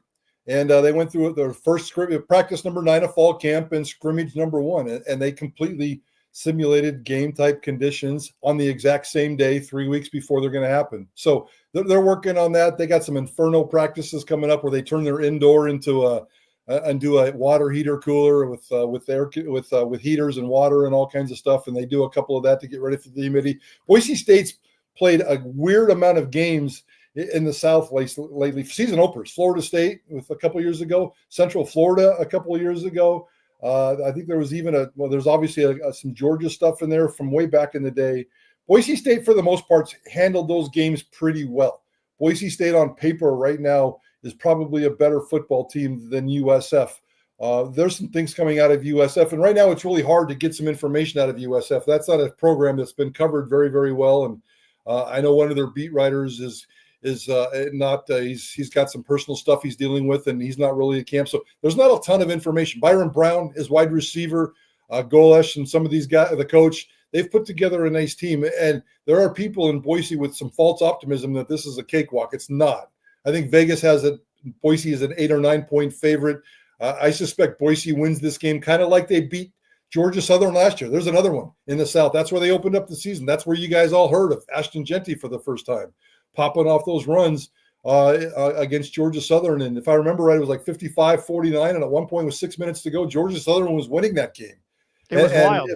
And if they don't win that game, I don't think they're going to the CFP. And I'm not sure Ashton Genty's getting the buzz they have. So, yeah, those kinds of things can happen. It's going to be crazy. But I suspect Boise State will win that game and take care of some business. And then they got to go to Air Force, and then they got to go to Notre Dame, and that's when things get weird. The line, my old friend Action Network, the consensus is 7. It opened at 9.5, so people are betting USF. Okay. And my old Good friend, to know. my old friends at Caesars, New Jersey, it's 7. So, and for those, for the majority of our fans, are UNM fans, but because we're in Albuquerque, but that Notre Dame game is October 4th. Yep. I will actually be on my way to Boise that day, October 4th, and that game is on NBC. Throwing that out there. Ed, any final things, questions, comments from Mike Prater? Mike, just thanks so much for joining us. And again, just reading about Boise, hearing about Boise, they're going to be there. They expect to win, man. There's a team here in New Mexico, the Artesia Bulldogs. They've won 30 championships. And I covered them a couple of years ago, went down on the field. And just by the way they ran their drills, you could just tell that swagger. We're going to win. We're going to be here. We will be successful. That's the kind of program that Boise has.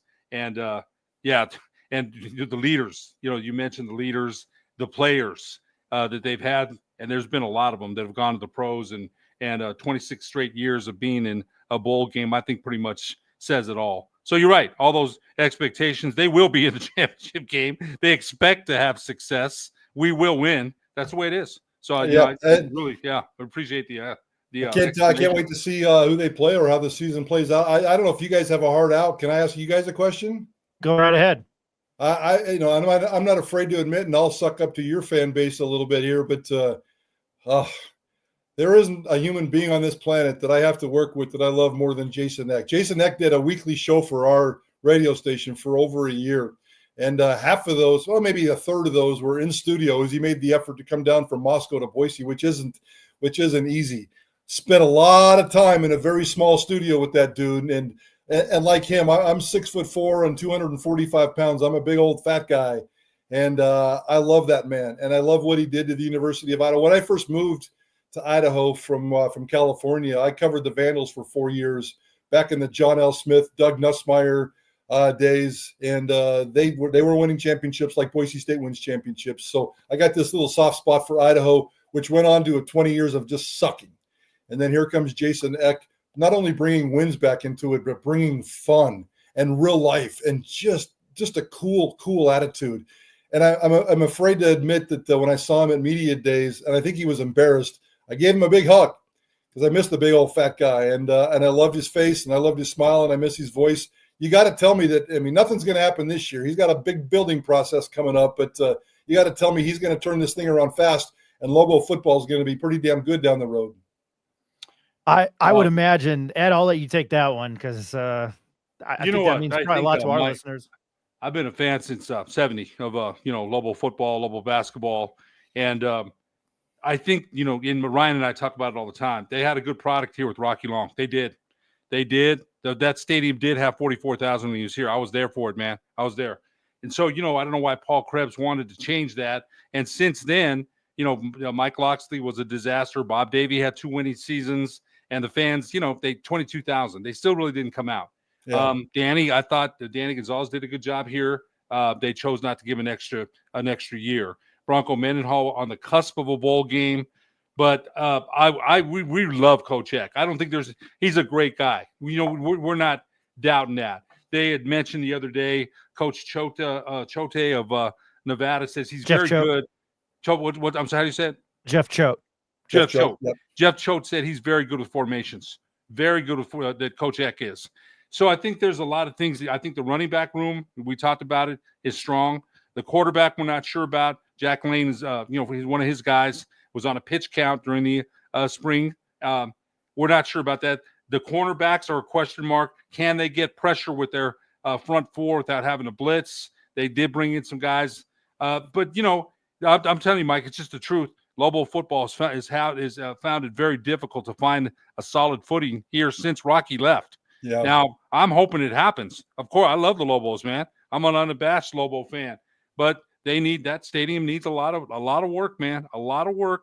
And, the old thing is, are you going to put money in unless people come? They're doing some initiatives, letting kids in for a year. Fernando Lobo is a fantastic young athletic director with great ideas. But Mike, man, you got to win the games. You have to win. That's the bottom line. So to your answer, we sure hope so. I love the guy. Who doesn't? No. Yeah, he's a great guy.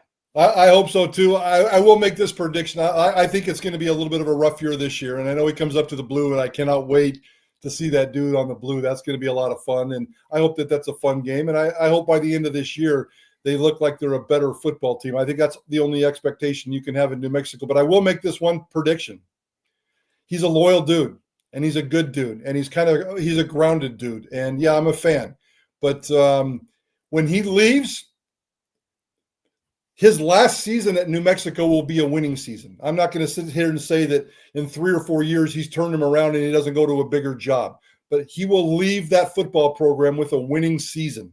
And I guarantee you that will happen. I don't know if it's going to be year 2, 3, 4, 5, but he will get him there, and he will either stay there. Nobody stays anywhere forever anymore. But his last year at New Mexico, whenever that is, will have a winning season, and they'll do good, and he'll leave that program in much better shape than he found it.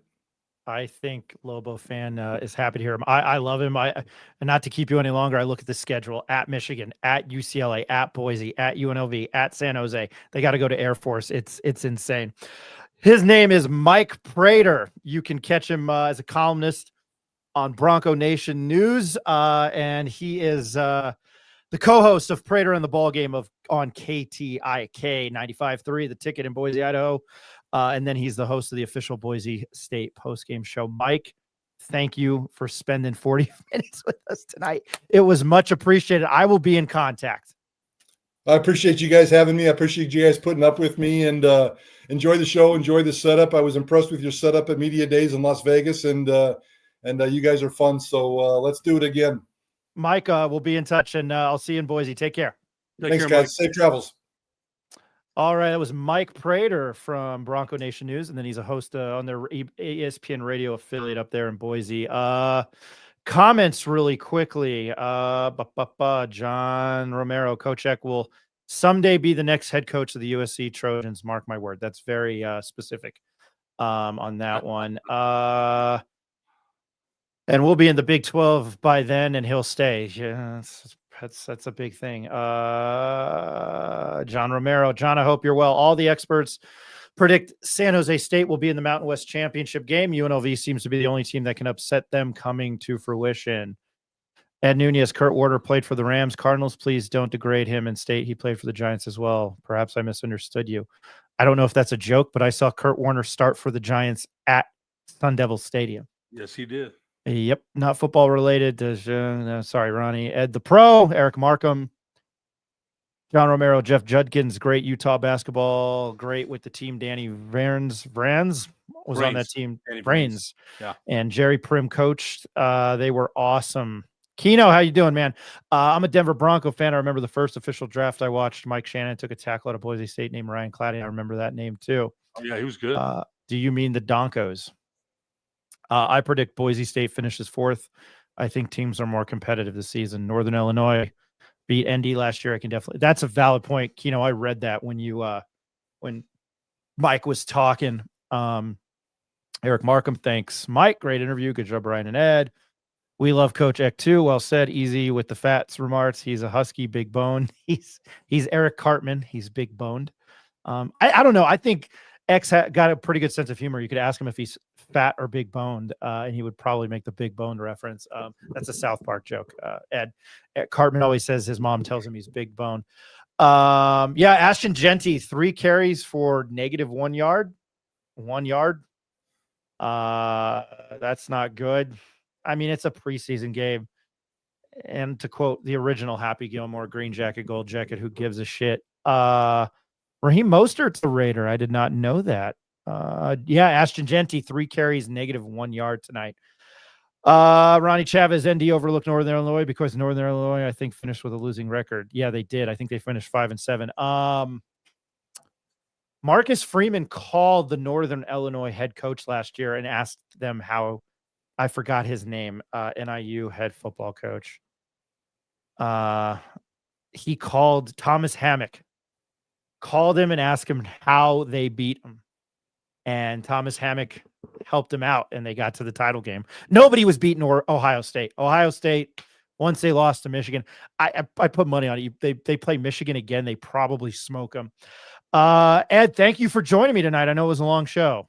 No, it was. You know what? But I got to tell you that talking to a guy like Mike Prater and Taylor and the first guest, Nick, they're all good in their own way. Mike's really enthusiastic, and you can tell he loves what he does, and was kind enough to share a lot about the winning culture there. And that's what Jason Eck is trying to do here, change the culture.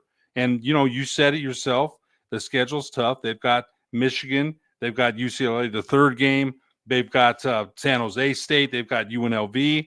They've got Boise State. There's some tough games on the schedule for New Mexico, but I'm hoping at the end of the year that we see progress. I still think that again, the running back room is good. They should be able to run the ball. I think there's some question marks in the secondary, and maybe in the wide receiver room. They did lose some receivers, and Keegan Johnson, their number one receiver, is hurt right now. So hopefully he gets that back out there soon. Yeah, I was at the scrimmage today. He was on the sideline, and I overheard Eck, which one of the few things I saw. Eck asked him how he was doing. So I don't know if I can say this, but I think it was a hammy. Yeah, he pulled a hamstring. Yeah, I'm Sean wrote. If you know it, then you got it from Sean. So we will be back next Tuesday. Micah Gray, who's from Clovis, played under Dave Vieira. He's going to join us. Going to try to get another guest who covers another Mountain West team that we haven't talked to. Maybe we'll get Kurt Roth on next week. What the hell? We've got more news coming with that, so we'll let that be known. I'm dying of heat. Ed, thank you for joining us. Appreciate everybody watching us. Go, remember, check out our website, the Pit Press. Check out our socials at the Pit Press NM. And we will be pushing out more content. Again, I will be on the road on every away UNM football game, trying to do the best coverage I can. With that said, I'm not steering you clear of Sean. I absolutely love Sean Ryder. I think he is an enthusiastic young writer. I hope we can kind of bring, two different angles to that. And Greg Archuleta is going to be writing for us a little bit more. If you haven't read his Necessary Roughness movie, if you've ever seen that movie, his Necessary Roughness piece on our website, go check it out. That was the first thing he wrote for us.